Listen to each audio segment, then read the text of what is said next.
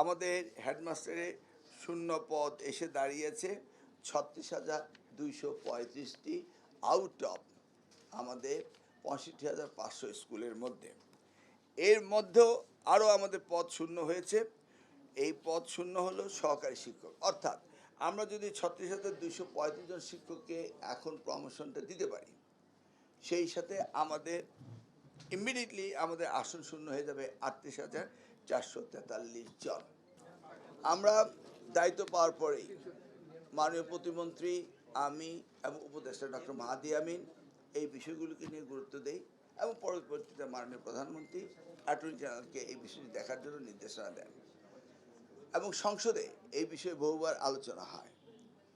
আলোচনার প্রেক্ষিতে মহামান্য আদালত মাননীয় অ্যাপিলেট ডিভিশন বিষয়টি অত্যন্ত গুরুত্ব সহকারে নেন এবং ইমিডিয়েটলি তারা রিজলভ করার জন্য গত সপ্তাহে তারা ডেট দিয়ে দেন, আজকে জুলাই মাসের 2 তারিখে, এবং অ্যাপিলেট ডিভিশনে এই মামলাটি অ্যাকসেপ্ট হয়েছে। অর্থাৎ আমরা আমাদের শিক্ষক নিয়োগের অধিকার ফেরত পেয়েছি।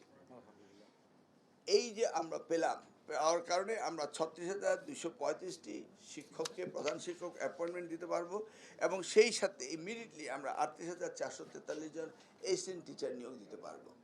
এটি হচ্ছে আজকের দিনে এই শিক্ষা মন্ত্রণালয়ের প্রাথমিক বিভাগের জন্য আমার ববিহাজ্জাজ মাহাদি আমিনের জন্য সবচেয়ে একটি গুরুত্বপূর্ণ সুখবর এবং সারা দেশবাসীর জন্য এটি একটি সুখবর আমরা পেয়েছি। এখন মামলায় কি আদেশ হয়েছে এই ব্যাপারে আমাদের অ্যাটর্নি জেনারেল, যিনি এটা নিয়ে কাজ করেছেন, তিনি আপনাদেরকে বলবেন। ধন্যবাদ। এই মামলার রায়টি সম্পর্কে মাননীয় মন্ত্রী মহোদয় আপনাদেরকে ব্রিফ করেছেন। এখানে মাননীয় প্রতিমন্ত্রী মহোদয় জনাব ববি হাজ্জাজ উনি আছেন, সচিব মহোদয় আছেন, ঊর্ধ্বতন কর্মকর্তারা আছেন।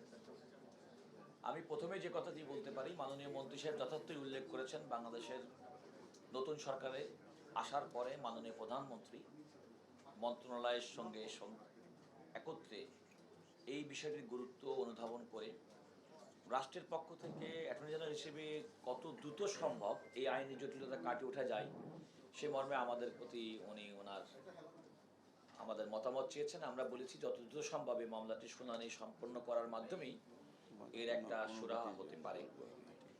আপনারা জানেন যে আজকে বাংলাদেশের মাননীয় প্রধান বিচারপতি নেতৃত্বে সুপ্রিম কোর্টের আপিল বিভাগের 4 জন বিচারপতি সর্বসম্মতভাবে সরকার অর্থাৎ সরকারের পক্ষে প্রাথমিক এবং গণশিক্ষা মন্ত্রণালয় যে আপিলটি দায়ের করেছিলেন হাইকোর্টের রায়ের বিরুদ্ধে, সেখানে আপিলটি মঞ্জুর করেছেন। অর্থাৎ হাইকোর্ট যে রায়টি দিয়েছিল সেই রায়টি আর থাকলো না। আপিল বিভাগের চূড়ান্ত রায়ে সরকার যে বিধিমালা করেছিল 2013 সালে, সেই বিধিমালা মোতাবেক এবং সরকারি চাকরি মোতাবেক এখন এই সমস্ত শূন্য পদে প্রধান শিক্ষক এবং পদে যে আইনি বাধা ছিল সে বাধাটি অপসারিত হয়ে গেল চূড়ান্তভাবে।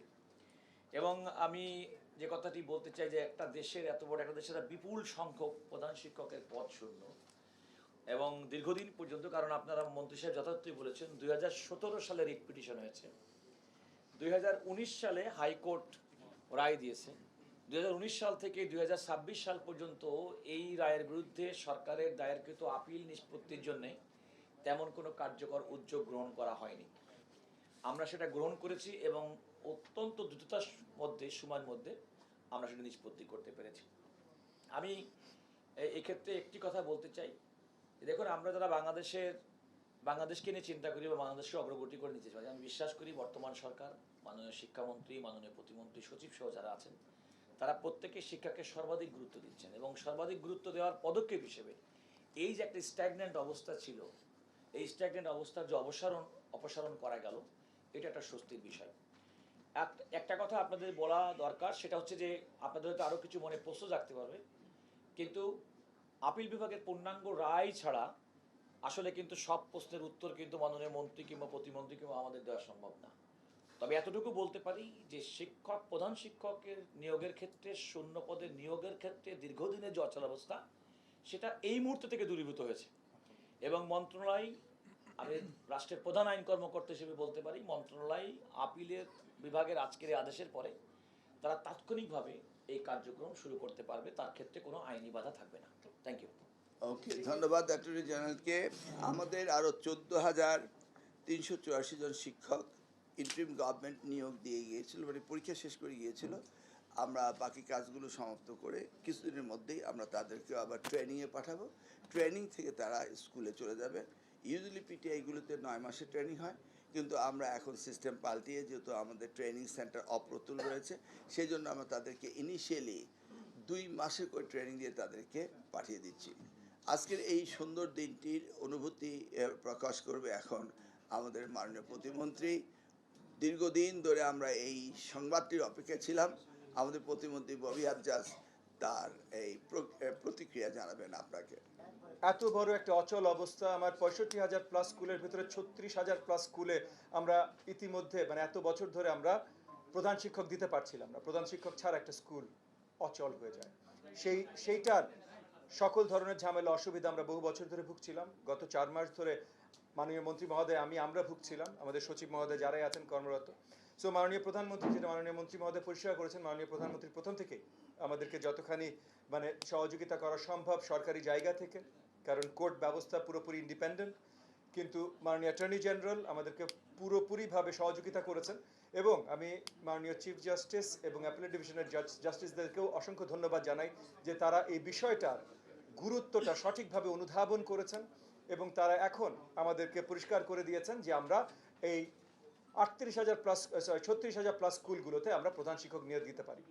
সো আমার অনুভূতিটা আমি মনে করি আপনারা সবাই বুঝতে পারছেন, কিন্তু আমার অনুভূতিটা আসলে আমাদের মন্ত্রণালয়ের সাথে জড়িত সকলের সেম অনুভূতি।